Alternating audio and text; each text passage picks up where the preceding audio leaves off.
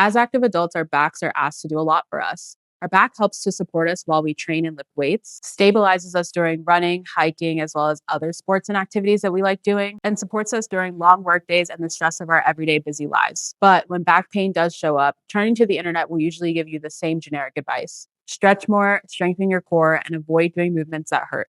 In this video, I'm going to break down the 5 most common reasons for back pain that I see every day in active adults, and what will actually help you feel strong, capable, and confident in your back pain long term. But before we dive in, once you understand where your back pain may be coming from, the next step is to put together an actionable plan on how to actually move forward and find relief from your symptoms long term, which is why I put together a completely free guide titled 5 things a Google search will not tell you about managing your low back pain. It breaks down what the most common advice out there on the internet misses and helps you understand how to put together an actionable plan that helps you move forward from your back pain symptoms long term. It's completely free, so check out the description if you want to download that below. The number one most common reason I see pain show up for active adults is when the demands of their training and everyday life exceed the capacity for what their back can handle. This is also the most common reason why some active adults may think that the symptoms they're experiencing when they have a flare-up seem random, when in fact, they're actually not random at all. When the load of your daily hobbies, sports, activities, and training starts to increase, and that mixes with lack of sleep, increased stress, lack of recovery, that all creates a perfect scenario for your body to start to talk to you. Not because something is damaged, but because your body is asking for more time, support, or a change in how you're loading and stressing the tissues of the lower back. This is exactly why you may notice that you feel fine for weeks, and then all of a sudden you have a big project coming up at work, you have a big test in school, or you're traveling a lot, and you're also likely less consistent with your recovery. And then suddenly your back starts to feel tight, achy, or painful. 9 times out of 10, it's not one bad movement, lift, or run that triggered your pain. It's an accumulation of added load and stress on the back over time. The good news is that when you understand how load and capacity work together, it's a lot easier to control these things and decrease your likelihood of having a flare up. The second most common reason I see active adults experience lower back pain is due to strength deficits in key muscle groups that help to support and stabilize the lower back, specifically talking about the lateral hip stabilizers. If you were to Google lower back pain, you would almost always see suggestions for strengthening your core.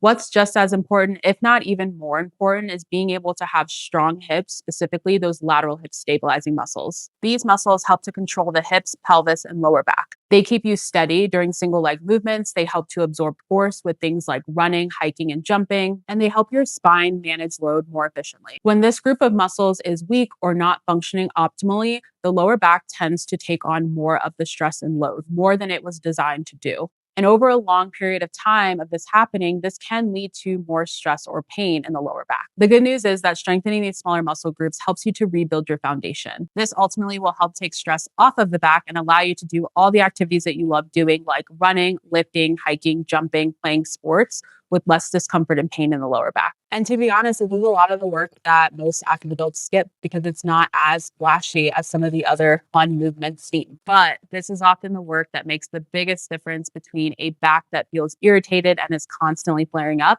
and a back that feels super strong and supported. The third most common reason active adults experience lower back pain is due to mobility restrictions. When joints can't move through their full range of motion, it affects not only how loads are distributed throughout the body, but it also affects how the muscles that cross those joints are able to fire. For active adults, this often shows up as restrictions in hip mobility, restrictions in mobility in the lower back itself, restrictions in the mid to upper back, and even restrictions in the foot and ankle. When any of these areas aren't moving as well, it can cause added stress to the lower back. Again, over time, that added stress can start to pile up and then eventually lead to back pain or irritation. This is why oftentimes back pain isn't about just treating the back itself. Sometimes the solution is to restore movement where it's missing, and that's not always the low back. Your body can then start to share the load more efficiently, and the muscle groups can start to fire more optimally. The fourth most common reason active adults experience lower back pain is due to gaps in their programming or training. It's not uncommon to see athletes or active adults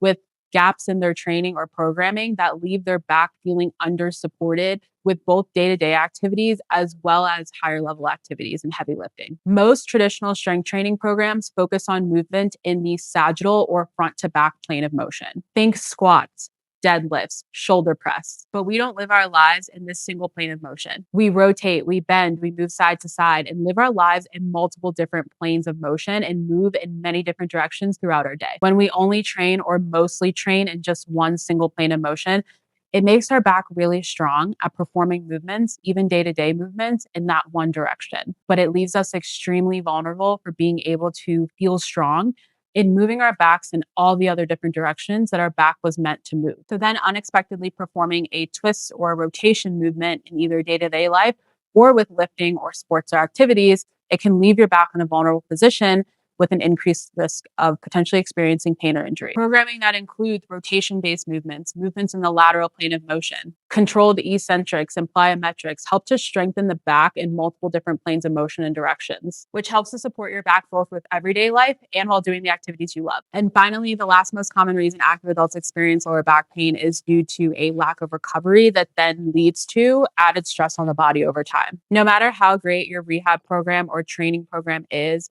if you're not also supporting your body outside of the gym, it is going to be a lot harder to see long-term progress. And when we talk about optimizing your recovery, we're not necessarily talking about what a lot of people tend to traditionally focus on. Things like massage tools, foam rollers, cupping, dry needling can feel really great in the moment and even provide you with some short-term pain relief. But on their own, they typically don't move the needle forward a lot in your progress. Instead, you want to focus on the biggest drivers of recovery, which are going to be things that help to support your body from the inside out. Things like sleep, stress, nutrition, hydration, focusing on daily movement even outside of the gym. Sleep in particular is one of the best things you can do for your body, whether you're recovering from an injury, trying to improve performance, or just stay healthy. Sleep is the time that your body does the most healing and repair work. And when you're actually not getting enough high quality sleep, it makes your pain receptors within your body way more sensitive to pain. This means that movements or activities that didn't used to feel painful can start to become irritating to your body. Another major factor is stress. And while exercise can be considered a good stressor on the body,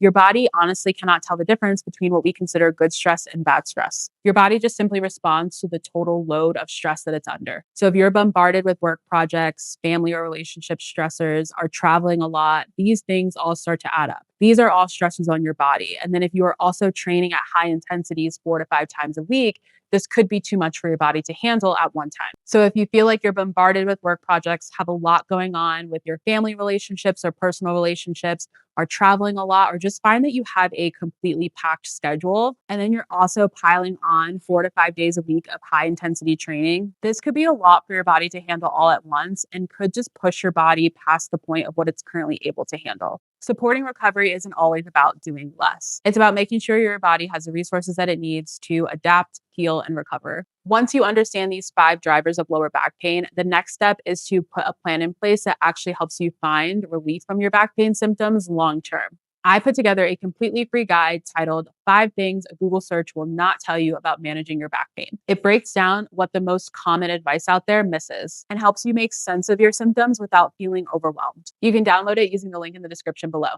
Thank you for watching, and I'll see you in the next one.